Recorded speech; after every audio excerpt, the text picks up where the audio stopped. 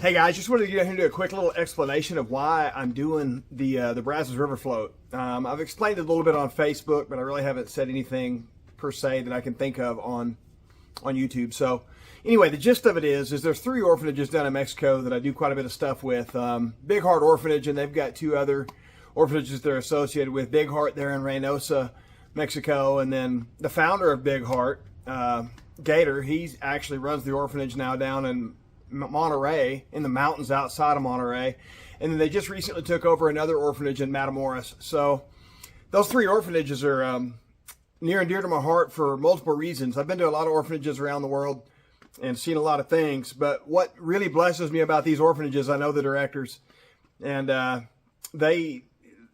trust them. I trust them with the finances that I would send down there. I trust them to look after me when I'm down there, and to look after people that I bring on mission trips and things of that nature to go down and do work. So, yeah, this year we were going down. I was spearheading a group down to do some, just some mission work. I was bringing some friends down from Alaska, and he's a jump roper, professional jump roper, and does some really cool shows. And going to use that to just try to motivate, encourage people, but also to share the gospel. Anyway, we had people from Montana and Oklahoma and Alaska, and of course me, my wife, my daughter as well. And as we were going across the border, we had overlooked my wife's handgun in the pickup. And the gist of it is my wife and my daughter and I got arrested and went to jail in Mexico. And so we've done a video on that. If you want to see a little bit more about that, you can go back to what really happened in Mexico. But the gist of it is as I sat in that jail, we were only in there for just a little over a day. Seemed like a lot longer than that for what it's worth. Third world jail is no joke. But as I was in that cell, it was super hot. There's obviously not air conditioning. It's a third world jail, and they're not trying to make you feel good about yourself. They're trying to deter you from wanting to continue to do stupid things like cross the border with guns in your pickup. Total accident, but nonetheless. At this point, I'm laying in my jail cell, and I'm completely 100% dependent on someone to come and help me. I can't do anything. I'm crying out to God, but I physically can't do anything. I'm locked up. I've got steel bars in front of me, and my wife and my daughter are in the cell next door. There's a solid wall there, but we could holler back and forth and communicate. But I couldn't do anything. So I laid there in that cell and understood what it was to be completely dependent on someone else to be doing the work that I needed to be doing, that I needed to get done. And honestly, I laid there and thought, I bet my people have already forgotten about me. They're probably already at home watching a football game on TV or whatever. I just pretty much written it off as I'd been probably forgotten. Long story short, that was not the case. There was people that were working diligently to get us out of there and raise the support and the funds and on their knees in prayer and doing a lot of things to get me and my wife, my daughter out of there. And man, thankful for all those people. Glory to God, we got out. I was looking at time in prison over this deal. Honestly, they were telling me 2 to 10 years. As I was going through the process, they were telling me you're going to be here for a while. So pretty humbling, pretty creepy experience. But I laid there and I thought about those kids, and it's pretty surreal to me that I had done something stupid. I tried to cross the border with a pistol in my pickup. Accidental or not, I'd done something to deserve what I was getting. But I think about those kids, and they didn't do nothing. And they wake up every day just dependent on somebody to love them and meet their needs and to show up and to do what they can't do. They're completely dependent on us to get up and do something. And so it's changed my perspectives a lot. You know, my heart aches for those kids, and not just them, but kids everywhere. The kids are innocent. They're so innocent. They've done nothing to deserve what they're dealing with, but there they are. And so I just thought, what can I do? I'm a little apprehensive to spend a lot of time down there now. I'll be going back. I've been back, and I'll be going back, but what can I do when I'm not there? I don't have a lot of resources financially. I could go out and earn money to try to send down there, but my hope is to be able to do this yakathon is what I'm calling it. It was like we used to, when I was a kid, they had a thing called a bikeathon, and you'd ride your bicycle on a given day, X amount of miles, however many miles you wanted to, but you could go door to door.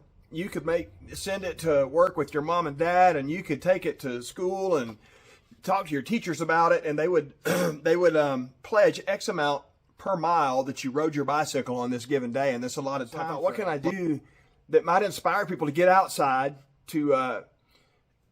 and to help these kiddos? What can I do in my day-to-day that is going to bring some awareness to these kiddos? Yep, I can go cut trees down, and people give me money for cutting trees down and send that money down there. But the reality of it is I don't charge for the tree work that I do. So anything I do as a volunteer anyway. I'm a professional volunteer. And so I just felt like this would be a great way to bring more of awareness to those kiddos down there, and maybe inspire some people to get off their hind ends, get off the couch, get off YouTube, and maybe go get in a kayak with me and cover some certain segments of the river, and maybe get their circle of influence to join in on maybe helping to support these kiddos. So that's the gist of why I'm doing this. There's a need for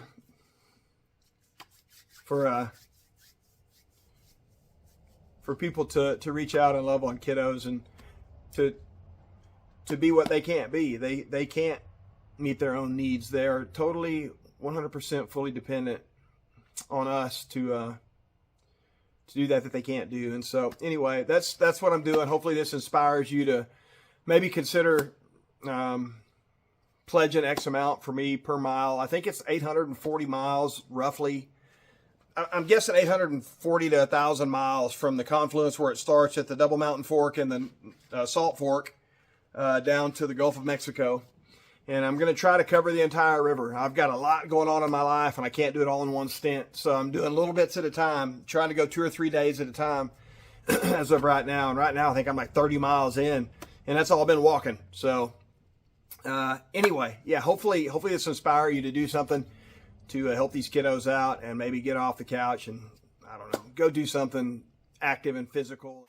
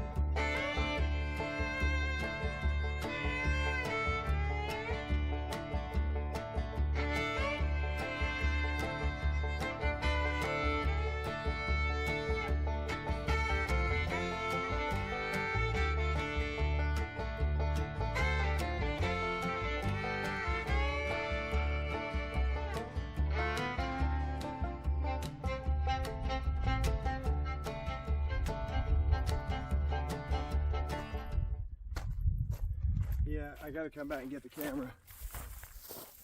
All right, y'all, so I've got an apparatus that I concocted to be able to pull the yak a little more conveniently and a little less laboriously, I'm guessing. I'm hoping, praying, Lord, please let this work. Let this work.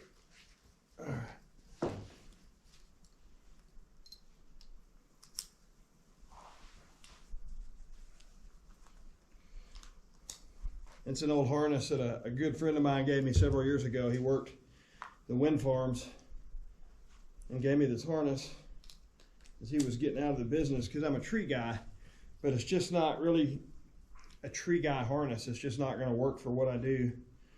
So I fabricated a little bit, and then I've added a little piece of paracord with a carabiner I can hook onto the front.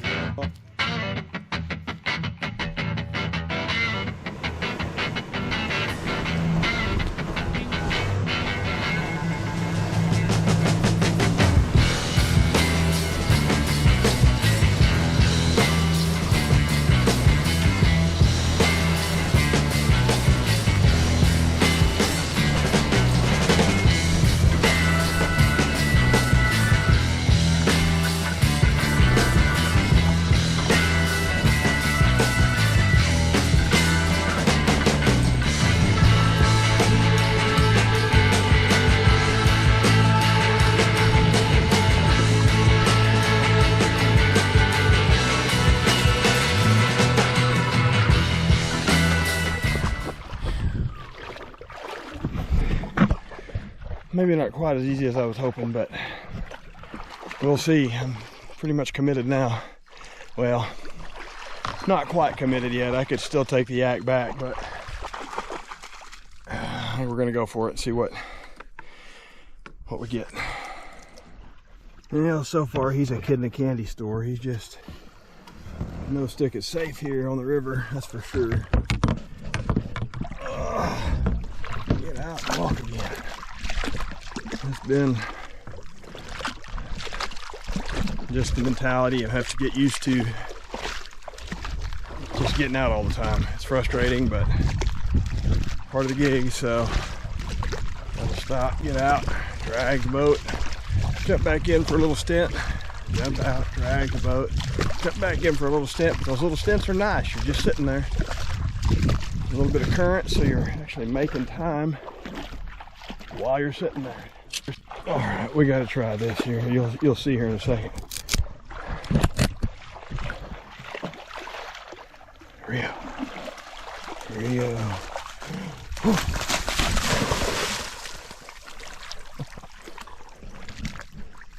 Right here. Right here. Right here.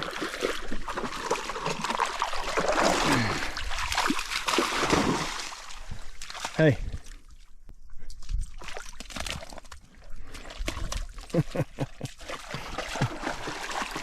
Your white fur is going to match your regular fur, your red fur.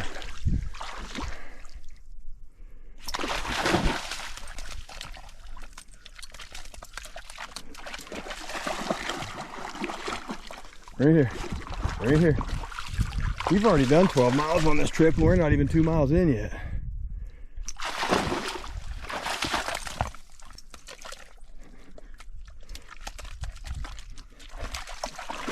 Good boy, Rio. Good boy. Up. And he can't take it. It just drives him nuts to not be out front.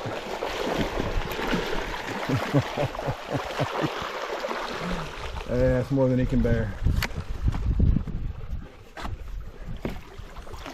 Got a deep little channel here down this shoreline. It's been pretty good here for the last 100 yards. Yeah, maybe not 100, but it's been nice. Oh.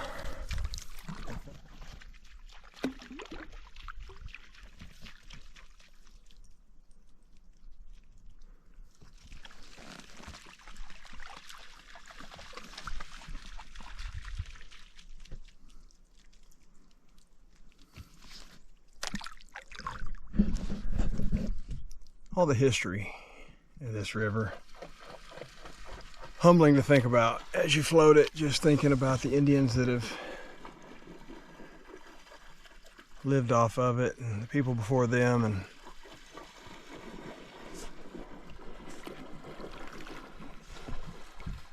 the wisdom it took to be able to live that way. We think that, not that what we have isn't intelligent or wise or a gift from God, but pretty special people that were able to just come out here and live without all the modern technology and help and refrigeration and heat, air conditioning, running water. Pretty incredible stuff. GoPro just fell in the drink, just seeing if y'all are still working. And so far, seems all right. If that little green band up there is clay, I'm gonna grab some of it. I'm gonna build a coffee cup of Brazos River clay. And I might use multiple colors to do it with, but if that's clay, that's gonna fall. I was gonna try to put the GoPro up where it would.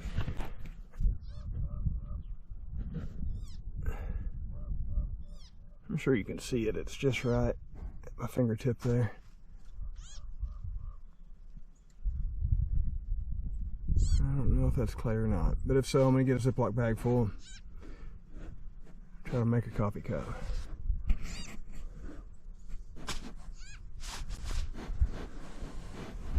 I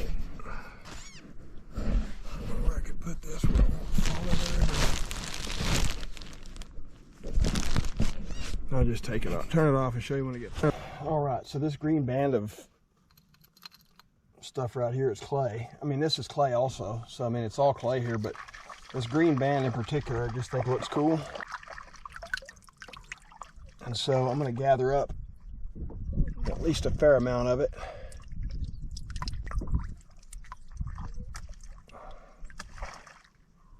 And try to build a coffee mug out of it to be able to drink my mesquite bean coffee as I do this river float over the next months. Anyway, I'll shut y'all off. I got to find a Ziploc in here.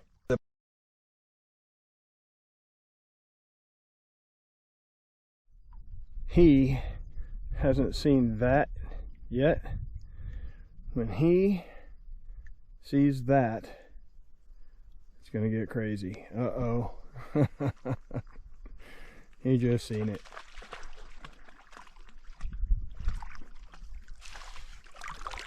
He's stalking it like it's a quail. He's pointing it.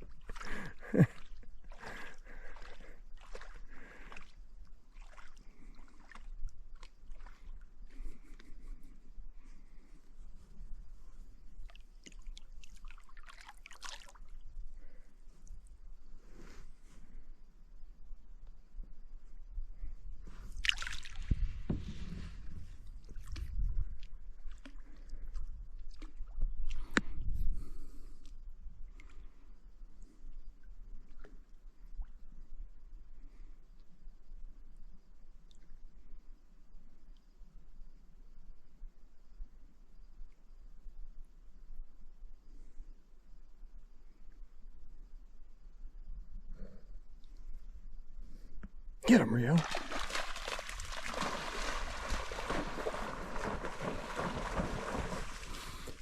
Rio, hey.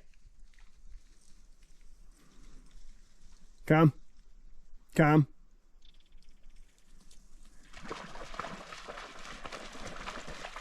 Good boy, buddy. Good boy. You protect me from those mean old cows. They were going to try to kill us, weren't they? You saved me. Lots of turkey tracks.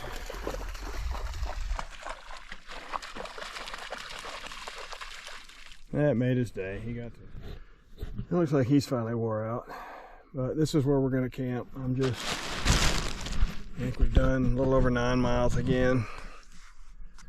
Spent. My back's hurting a lot. So I'm just. It's getting late. I'm in the sun. We got 30 minutes of daylight left, maybe. And I found a good spot to camp to boot, so it was just a lot of factors, but we're still, I don't know, we could push through the night and get down there, but I'm just not feeling it. So we're gonna pitch the tent here and homestead this for the night, get some rest, and finish it in the morning. I think he's ready for a rest. He's tired.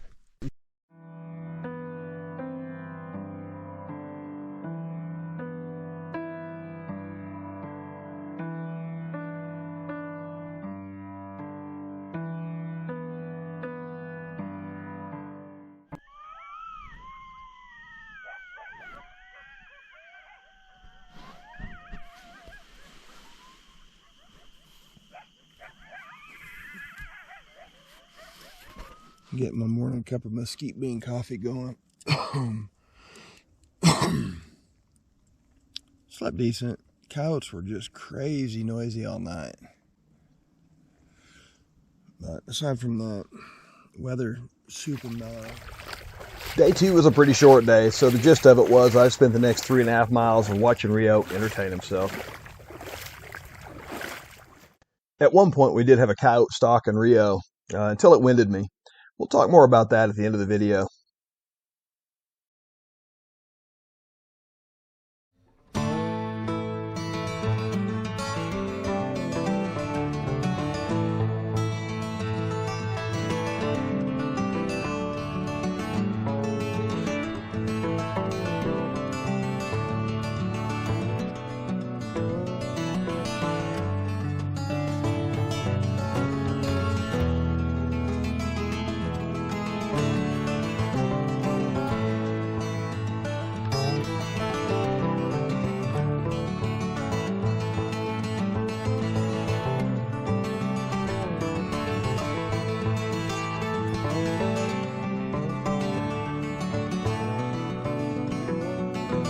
right, yeah, that's days 3 and 4 on the river.